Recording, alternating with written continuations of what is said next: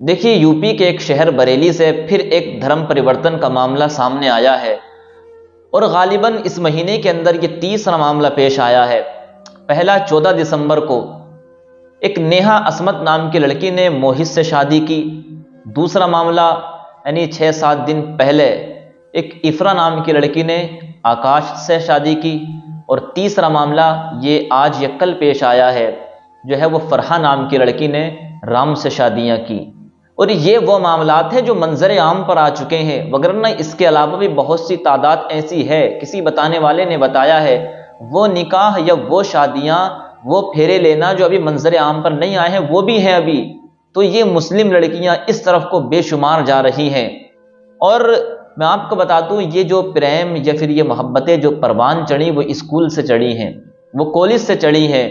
دونوں کی محبتیں، دونوں کی ملاقات پھول توڑتے وقت ہوئی، یعنی فرحہ کو رام سے پیار ہوا اور رام کو فرح سے پیار ہوا۔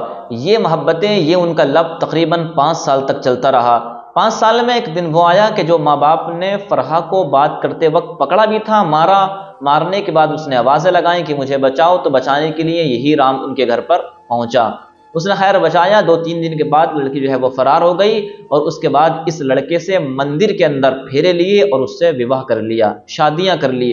اور یہ شادیاں مندر کے اندر ہوئیں، پولیس کی موجودگی میں ہوئیں، اور جو ان کے ہندو سنگٹھن کے کاریہ کرتا ہیں ان کے ساتھ میں یا ان کے سامنے یہ شادیاں رچائی گئیں۔ اب میں آپ سے صرف ایک سوال کرتا ہوں، اس کے ذمہ دار کون ہیں؟ سب سے بڑا ذمہ دار اس کا موبائل ہے۔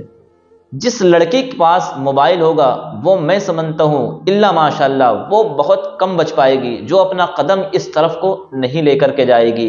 لیکن لڑکیاں بھی بہانہ کر دیتی ہیں کہ ہمیں کالج جانا ہے، ہمیں پڑھنا ہے، ہماری پڑھائی چلتی ہے، آن لائن کلاسیں چلتی ہیں، آن لائن ہمیں پڑھنا پڑتا ہے، ٹیوشن کا کام، کبھی اسکول کا کام، تو اسی چکر میں ماں باپ ان کو فون دلا دیتے ہیں، لیکن اسی موبائل کا وہ غلط استعمال کرتی ہیں، سوشل میڈیا پر غلط استعمال کرتی ہیں، تو کسی کے پھنسانے میں وہ پھنس جاتی ہیں، اور پھر ایک دن یہ آتا ہے کہ وہ اپنا ایمان بالکل تباہ و برباد کر دیتی ہیں۔ اور یہ زیادہ تر معاملات بریلی کے اندر نظر آ رہے ہیں۔ اپنے ماں باپ کو، ان کے ماں باپ کو چاہیے کہ اپنی بیٹیوں پر کڑی نظر رکھیں، بھائیوں کو چاہیے کہ اپنی بہنوں پر کڑی نظر رکھیں کہ وہ کہاں جا رہی ہے، کیا کر رہی ہے، کیا کرتی ہے، کیا کرنے جا رہی ہے، اسکول کالج کو، سب باتوں کی اگر نظر رکھیں تو میں سمجھتا ہوں یہ معاملات بہت کم پیش آئیں گے، وگرنہ اگر ایسا ہوتا رہا تو اور بھی بڑی تعداد میں مسلم لڑکیاں غیر مسلموں کے حوالے ہو جائیں گی، اور اس سے مذہب اسلام کی بہت زیادہ بدنامی ہے، بہت زیادہ بدنامی کا سامنا کرنا پڑے گا۔ تو ماں باپ کو اپنی بیٹیوں پر نظر رکھنا چاہیے، ان کو ہو سکے تو موبائل کو کم یوز کرانا چاہیے، کیونکہ اکثر لڑکیاں موبائل کی وجہ ہی سے وہ بگڑ رہی ہیں اور وہ غیروں سے قائم تعلقات کر رہی ہیں۔